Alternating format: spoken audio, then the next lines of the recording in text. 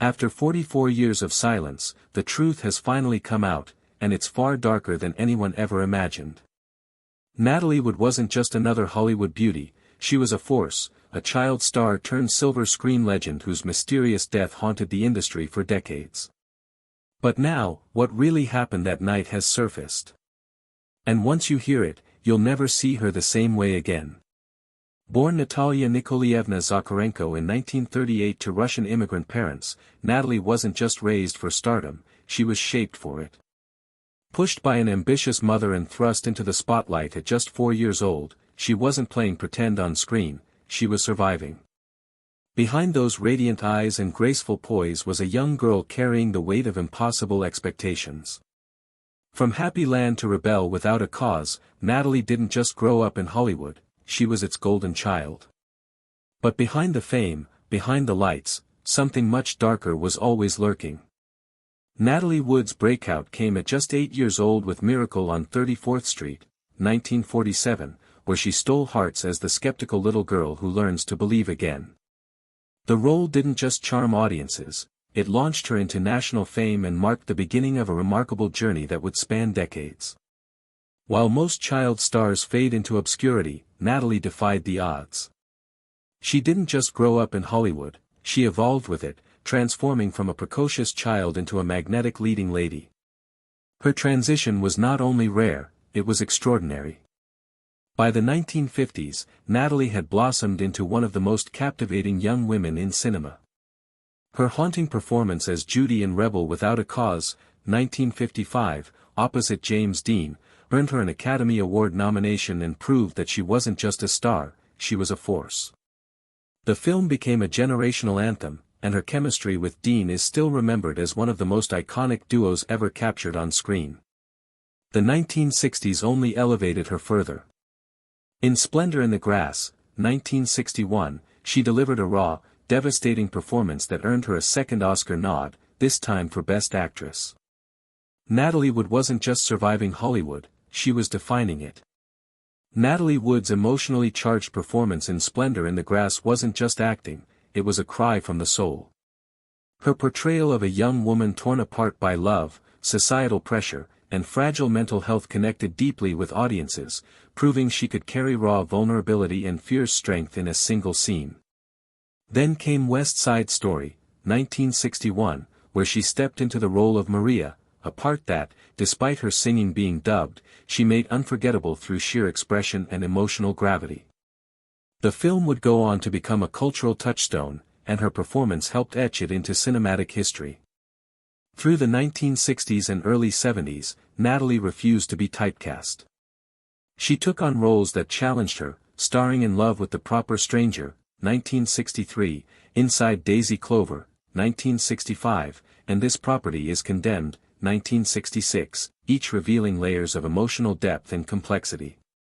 Yet even as her star burned bright, Natalie wrestled with the darker side of fame. The pressures of a system that rarely gave actresses agency, especially those who had grown up in the spotlight, weighed heavily on her.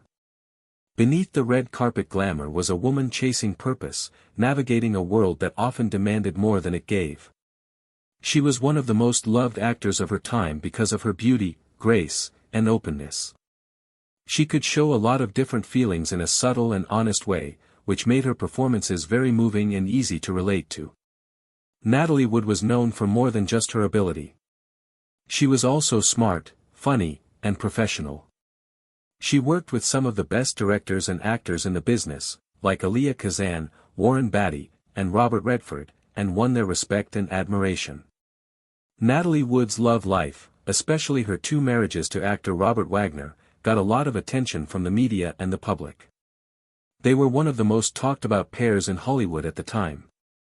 In a small but beautiful wedding in Scottsdale, Arizona, on December 28, 1957, they got married for the first time. At the time, Wood was only 19 years old, but she was already well known as a child star and rising young actress.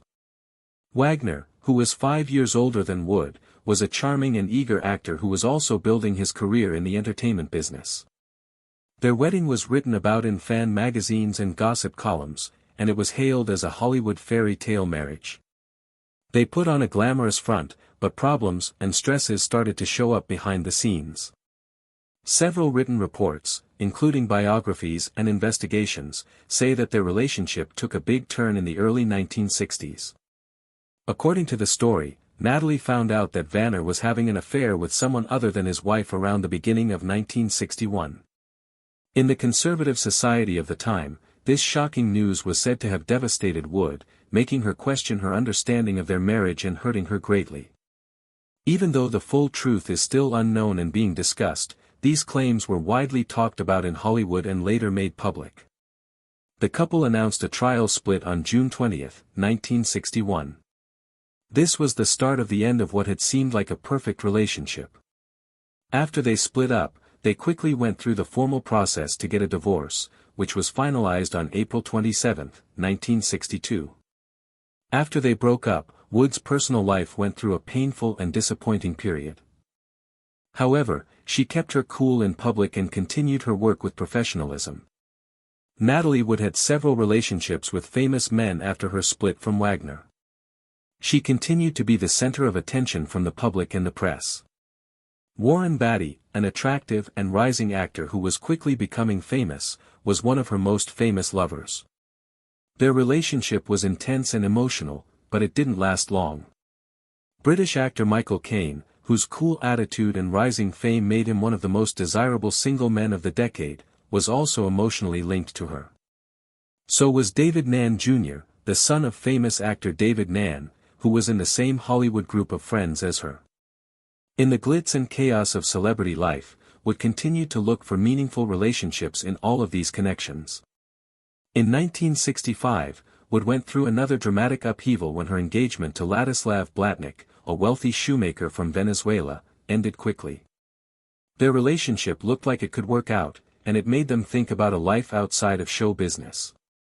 The engagement was eventually broken off, though, which added to the list of unfulfilled personal ties in her life and made her feel more restless and emotionally longing.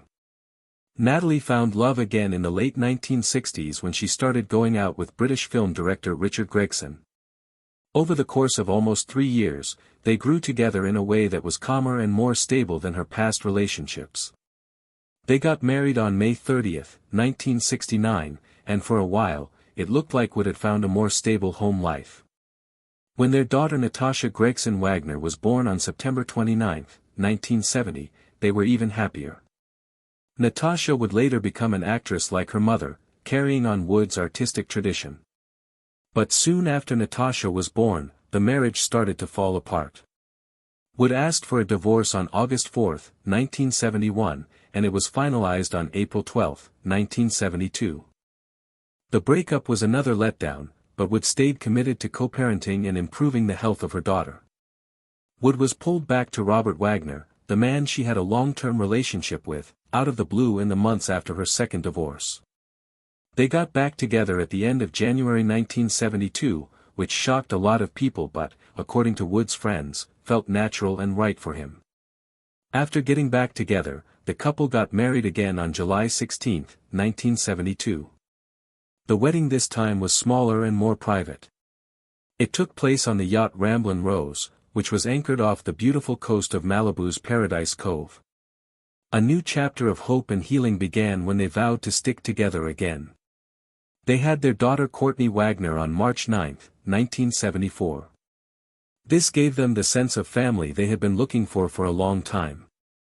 But later, claims came out that Wood's personal life may have stayed more difficult than it seemed in public, even during this time in her life when things seemed to be going smoothly. Former FBI agent Donald G. Wilson made a disputed claim about Wood in 2015, many years after she had died. He said that he had been having an affair with her for 4 years, starting while she was pregnant with Courtney. Wilson's claims had been spreading before through outside sources. But in 2015, he directly confirmed them, and in 2016, he went into more detail in a documentary for the Rayals Network. Wilson says they had an emotional as well as a physical bond, and they kept their relationship private because she was married in public. Vanner and other people close to Wood have never confirmed these claims, and many people doubt their veracity. However, the story added another layer of mystery to Wood's already complicated emotional world. Growing up in the public eye, dealing with fame, and looking for lasting love in a world where image and reality often didn't match up were all things that Natalie Wood's relationships showed. Her love story, which included love, loss, reunions, and rumors, is still a moving and deeply human part of her Hollywood heritage. Natalie Wood's tragic death has been one of Hollywood's most perplexing and haunting unsolved secrets for more than 40 years, with many theories, suspicions, and painful rumors flying around.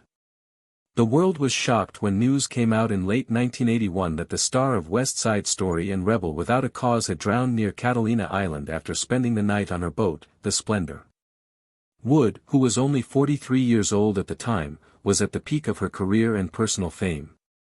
Her sudden and mysterious death on what was supposed to be a relaxing weekend boat trip with her husband, actor Robert Wagner, and friend, actor Christopher Walken, caused a media frenzy and left many questions unanswered. The official story has been full of strange inconsistencies from the start. The police quickly said that she drowned and died, but many people, including close friends, family, and fans, never believed that. Many red flags were raised by the strange events that happened that terrible night in November 1981. On the yacht, there was apparently a heated argument. Natalie's unexplained fear of dark water and the fact that she had many bruises on her body led some to believe she may have been beaten or struggled before falling into the water. What made things even more confusing was that the people who were with her that night, especially Vanner, who was the last person known to have seen her alive, were acting strangely and saying different things. People thought there might have been foul play for decades, but the case was officially closed until new witness reports and forensic evidence came to light in the 2000s. This gave the long, cold case a new sense of urgency.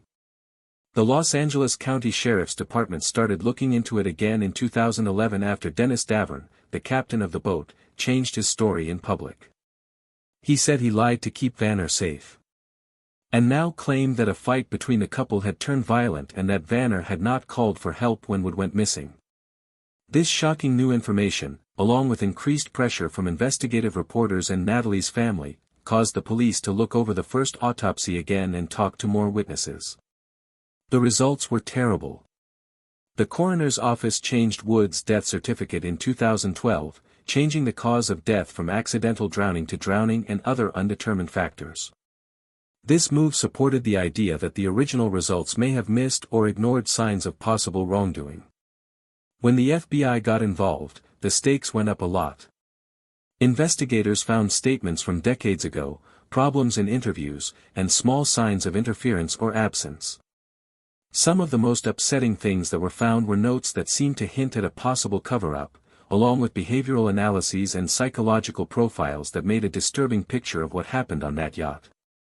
Wagner had long said he wasn't guilty, but in 2018 he was officially named a person of interest, which brought him back under public and court scrutiny. On top of all of this is game theory, an idea that is usually used in economics or strategy but fits this situation horrifyingly well. Imagine being in a small area with three strong people who all have something to lose. Tensions are high and people's reputations are at stake.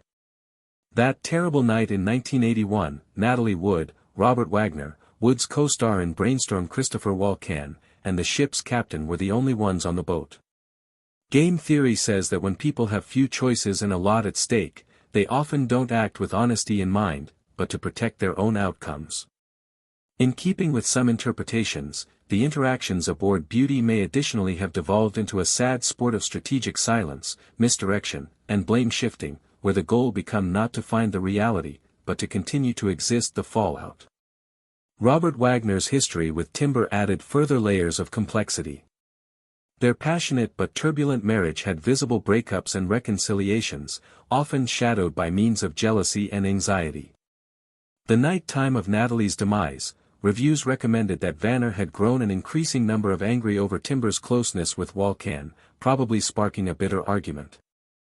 Statements from the boat's captain, Dennis Davenport, later revealed that Wagner had grown to be enraged and that a heated altercation may have came about moments earlier than Natalie vanished.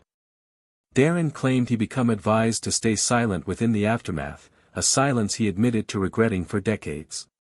Christopher Walken, in the meantime, has largely remained tight-lipped, approximately what certainly occurred, fueling even greater hypothesis.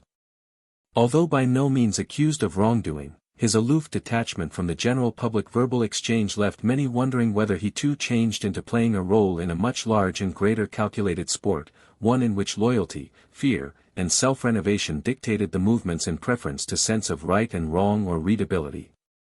Ultimately, the fact that emerged turned into not just about a sad twist of fate, but about the darkness that could live underneath the surface of fame and glamour. It revealed how energy, worry, and conflicting incentives can distort reality, and the way even a long time later, the truth may be buried not by means of time, but by using people with the maximum to lose. And as investigators and newshounds have come to agree, solving the Natalie Wood mystery failed to bring closure. It added something extra worrying. The belief that justice not on time will also be justice denied. And that the worst part of the tale won't be the dying itself, but the complicated web of silence that followed. After 44 years, the collective photo of Natalie Timber as a radiant starlet lost to a sad coincidence gave manner to a greater unsettling possibility that her demise may not have been an accident in any respect, however a preventable or maybe violent act that have been obscured through celeb, have an effect on, and silence.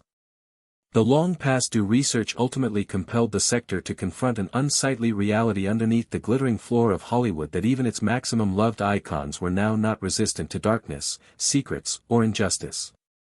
And in Natalie Timber's case, the truth, but behind schedule, became extra traumatic and heartbreaking than all people had imagined.